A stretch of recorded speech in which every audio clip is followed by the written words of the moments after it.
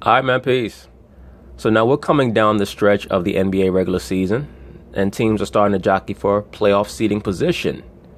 Two of those teams that are viewed as dark horses are the Oklahoma City Thunder, with Mr. Russell Westbrook, Paul George, and Carmelo Anthony, and the Portland Trail Blazers with Damian Lillard, C.J. McCollum, and Yusuf Nurkic. So Stephen A. Smith and Max Kellerman are going to debate over who they believe is truly the Western Conference dark horse, meaning the team that may surprise all the other top seeds and transcend what is expected of them to get to the NBA Finals. Of course, they're going to talk about it, and I'm going to chime in. Guys, the Wild Wild West seems to be getting a little wilder as of late, with the Thunder and Blazers surging. Max, who's going further in the playoffs? Thunder or Blazers? Let me say this. I think that the team with the most potential are the OKC Thunder. If Russell Westbrook can ever figure out how to utilize all the gifts that he's been given from the Most High, calm himself down, and utilize the brain that he has. But the team that I would expect to go farther are the Portland Trail Blazers. OKC has a higher ceiling, but I would have more expectations for the Portland Trail Blazers because I think that their best players are a little smarter. The problem with both teams is that neither one of these teams pass the ball enough.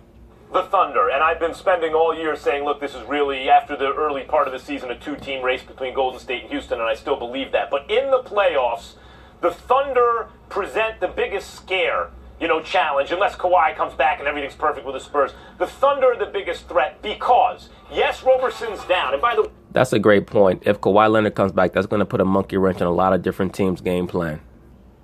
By the way, everyone has to decide. Are we saying Robertson or Roberson? I can't take it anymore.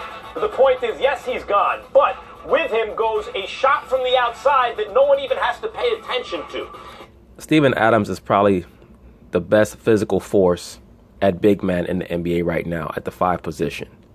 He just throws guys around. Outside of Joel Embiid, maybe DeMarcus Cousins when he gets upset, Steven Adams might be the strongest guy in the NBA in regards to his ability to utilize his mass. Pound for pound is LeBron, but Steven Adams overall may be the strongest guy in the league. He just throws people out of the paint.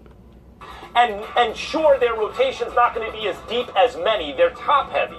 But in the shorter rotation in the playoffs, Stephen A., think about the following lineups. You could have Westbrook at the 1, Paul George at the 2, Carmelo at the 3, Patrick Patterson at times at the 4, and Steven Adams at the 5. That means Westbrook has 3 guys to pass it to, all of whom can shoot and score, because Patterson's really a stretch 4. Or Corey Brewer. You can put Corey Brewer in the mix and pretty good defense, and also a guy who shot behind the arc has come back. The only way for OKC to be successful is for Corey Brewer at the 2 and move Paul George over to 3. Carmelo must play the 4. Carmelo cannot guard threes. If you have Carmelo at 3, the opposing team is going to run him ragged. It's going to destroy the OKC Thunder defensive game plan. So they have, when you consider the kind of frontline lineup that OKC can put out there, that's real. That's not a team I'm looking forward to playing in the playoffs. I don't care who you are. Absolutely not. OKC is going to be a problem for anybody that they face. Even though I don't think that they match up very well with the Rockets. I think the Rockets kind of have their number. But I could see them taking the Golden State Warriors to 6 or 7 just off of the emotional energy of wanting to beat them. You are. I don't blame you for feeling that way. I sincerely hope you're right, because I'm rooting for my man Melo to be in a conference finals to showcase what he brings to the table. Well, we already know what Melo brings to the table. 8 for 23 from the field, a lot of long 2-point shots, bad defense, and about a 20-inch vertical leap. No doubt, but if I go by what I'm seeing throughout this season, I'm going to go with Portland in this particular situation as the team with the potential to make the kind of noise, because I think guard play is what catapults you to success on the NBA level. I agree, especially intelligent guard play. The only problem with Portland is, as I've stated in many videos prior to this, they're a little too guard-oriented. They need to implement Yusuf Nurkic in their offense a little bit more. They need to diversify their offense. That's one of the main things stopping them from being a 50-win team as opposed to being a 62, 63-win team. And don't get me started with this brother Damian Lillard. By the way, also shooting about 91% from the free throw line. He's the modern-day Mr. Big Shot as far as I'm concerned. That's a great comparison. He does remind me a lot of Chauncey Billups in his style of play. We know the numbers in terms of averaging 26 a game, what he's doing from three-point range, his ability to get to the hole, make things happen. But I can't emphasize enough what Neil O'Shea, the GM, and the coach, Terry Stotts, has done. Because they've got balance. Yeah, you only got 3 guys averaging the double digits, Max. But they got about another three dudes or so averaging better than 8 points a game. Knowing what their roles are, a couple of defenders, a couple of guys to come off the bench, spell for you, run the show, make sure you don't lose anything. You got a kid like Shabazz Napier. He's only averaging like 9 points a game. He's been a great addition for them, though. Shabazz Napier has brought a lot of stability off their bench as a third guard. Max is only playing 21 minutes a game. So he's a guy that comes off the bench, gives you a little punch, then goes back to the bench after he's done his job so Lillard can get a breather along with C.J. McCollum. I like the fact that they seem to trust each other a little bit more and they don't nosedive once their starters go to the bench. Their secondary unit seems to be more cohesive, particularly on the defensive side of the ball. They have guys that somehow find a way to put the ball in the hole enough to make them respectable and competitive. They're not the Oklahoma City Thunder where you got these starters who can beat anybody. And then the second you go to their bench, they fall like a bag of cheap bricks, for crying out loud. That's your problem with OKC. Yeah, but the bench won't be a big issue in the playoffs, Stephen A. Smith. OKC has never had a great bench. Their issue is Russell Westbrook not understanding the importance of flow and cadence. When they're playing against a fast break team, he has to know how to slow it down and run a very efficient and proficient half-court offense. When they're playing against a team that doesn't want to run, then he has to know how to push it. He plays the same way every game. That is his problem. He's the equivalent of a pitcher that has a 100-mile-per-hour fastball and wants to throw a fastball every pitch. I don't think that's a problem with Portland, which is why right now I think Portland would be the team that looks like it has a better shot of being a threat in the West than OKC. I agree. OKC has a higher ceiling, but Portland would be my pick as my favorite as a dark horse. Couple things. Neil O'Shea shows his value because the Clippers, cheap Donald Sterling, among his other sins, he was notoriously cheap, didn't want to pay him and empower him, and so he left after he did a great job with the Clippers, goes to Portland, and Stephen A. remakes that roster on the fly. Like Aldridge, Johnson, Batum. He loses all these guys, and they don't really miss a step. That's amazing. And I also... Well, they missed a step for about a year or so. They had a hiccup for a while. But to their credit, they were able to rebuild. They were able to get Nurkic from the Denver Nuggets because they had 2 great young big men. They were able to lift one of them off their hands. I believe that the only thing that they had to give up was one of the brothers from Duke, the cat that used to play with the Brooklyn Nets. His name is escaping my mind right now. I think his first name is Miles. One of you brothers can correct me in the comments. I also agree with you that Lillard... Miles Plumlee, that's what it was. I'll say this. Ball in one player's hands that scares me the most if I was an opponent in the NBA at the end of a game is Lillard. I stated that in another video, sir. I totally agree. Damian Lillard's probably the best clutch shooter in the NBA right now. Him and Kyrie, with Steph coming right behind him. That's the guy. That's like the coldest ice water in the veins of any player in the NBA. It belongs to Damian Lillard. That's not the same, though, as saying he's the best player on the floor or that his team has the best chance. So I understand why he gives people that impression. If Nurkic, maybe, had a better, more consistent season and his trajectory was more consistent towards being a really, really good big, I might agree. Well, whose fault is that, Max Kellerman? Yusuf Nurkic is not bringing the ball up.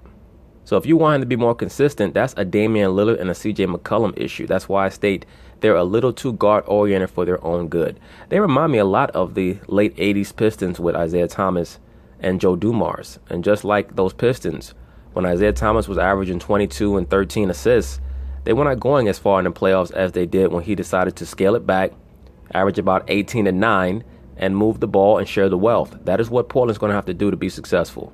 But it hasn't been. And again, when you get to really match them up, who's the best player on the floor if those two teams link up? Well, it's Westbrook. But just comparing them side by side, I know we're not talking about them playing each other, but comparing them side by side, Westbrook's the best player. Westbrook is the best talent. He's the best talent. For me, I would take Lillard over Westbrook, but that's just me. But Westbrook is the best talent. Paul George might be the second best player. I mean, maybe it's Lillard, but maybe it's Paul George. And you get those two guys. You still have Carmelo Anthony. And it's a has-been. And it's kind of like the old Woody Allen. A has-been that really never was.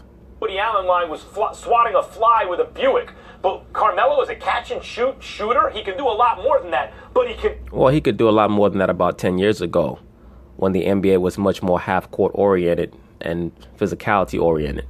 In this era, he's pretty much been marginalized to a catch-and-shoot guy. He can certainly do that. Steven Adams is an underrated big. They just have so much talent. I agree. Steven Adams.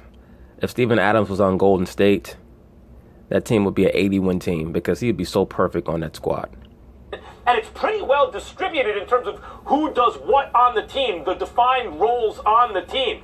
I just think they have a little too much high-end talent. And as I said, with Brewer and with Patrick Patterson, there are plenty of times where wherever Westbrook looks, except for his big, there's a guy who can knock down a jump shot, can knock down a three. I think in the playoffs, Stephen A., also you brought it up in the past, but they're long. They're big. They have the look, the Thunder, of the kind of team that's going to be better in the playoffs than in the regular season. Well, I've said that for a while. They do look more like a playoff team than a regular season team, and they are long. The problem is that with Carmelo Anthony in your starting lineup, he's long, but he's very slow. He has very slow feet, poor reaction time, and his hands are slow. That's why he's always reaching and getting foul calls on him. Also, he's a very poor leaper. He just doesn't have what it takes to be a lead player on a championship level team. Now, seeing as he's the third option on this team, one could say, well, he's properly suited for the team that he's on. The only issue with that is that when you have Carmelo Anthony as a third option, your top two guys have to be very cerebral, and Russell Westbrook is not that. And really neither is Paul George, even though Paul George is probably the most cerebral player on their team, which is really not saying much. That's going to be a problem for them in the playoffs. Stephen A. Well, they better with all the stuff that's going on. But keep in mind, Max, that Utah is a poorer version of Portland, and that's who Oklahoma City would play in the first round if they were to play, if the playoffs were to begin today. Yes, that's who they would play in the first round before they had to go against Houston in the second round. And that would be a great matchup because I think that Donovan Mitchell has the potential to be a smarter version of Russell Westbrook. So I get what you're saying, but I just look at Portland right now, guard play, with Lillard being the superstar that he is and the accuracy with which he plays. I can't ignore it. I agree. I just think that Lillard is just so incisive when he's on the court. His only problem is that sometimes he gets into a mode where he takes too many jump shots, which results in him having a poor shooting percentage. That's why if he moved the ball more, his shooting percentage would go up. And it would also involve his teammates more. He'd find that he needed less shots to get his points. Guys, who do you think ends up getting the 3 seed? I know that the Thunder have the hardest remaining schedule. I think the Blazers have the third hardest remaining schedule. I think that the Blazers are going to hold on to the 3 seed. Okay. I think they're going to hold on to the 3 seed. So do I. I think that the Thunder probably will end up with the 4th seed, and they'll play Utah in the first round.